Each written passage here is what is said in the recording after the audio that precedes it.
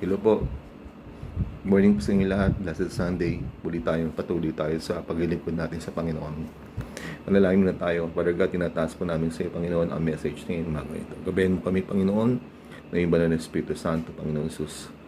Patuloy kami, give us the wisdom, Lord, to preach your word. Patuloy kami maglilingkod sa iyo, Panginoon. Tanging kayo lamang, Panginoon, ang aming buhay, ang aming liwanag, Panginoon, Lord. Encourage mo kami, Panginoon, sa panahon ng ang kadiliman ay lumalaganap sa mundong ito. Help us to stand on solid ground, O God. In Jesus' mighty name, Amen.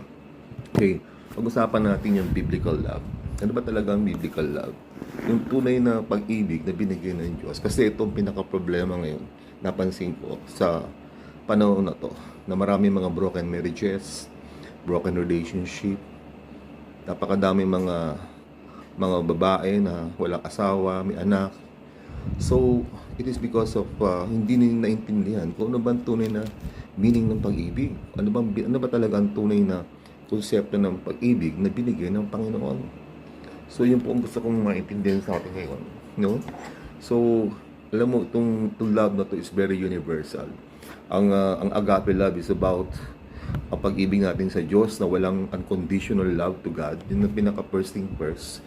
Kaya nga sabi nga, seek ye first the kingdom of God and His righteousness, and all of these things shall be added unto you. Kaya nga hanapin mo ang presensya ng Panginoon, at lahat ng mga bagay na ito ibibigay niya sa iyo. Kasi ang nangyayari naman sa atin, nauuna muna yung pangangailangan bago yung Diyos. So, kapag minahal mo ang Panginoon, yung tinatawag na agape love, bago mo palang isipin yung mga pangangailangan mo, alam na niya eh.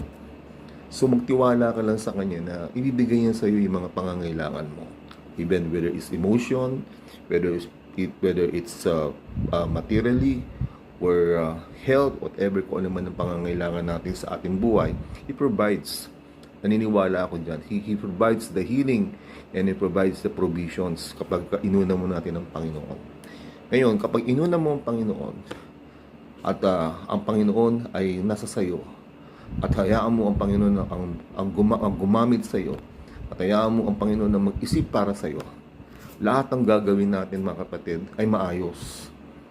Lahat ng mga gagawin natin sa mundo ito ay parating merong harmony, merong kaayusan. Yan. So, ang pag-ibig, mga kapatid, katulad ng Phileo, it's about relationships.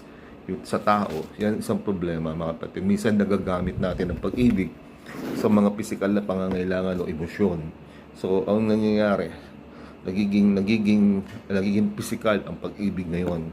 At the point na ginagamit ng tao sa kapwa-tao in the name of love,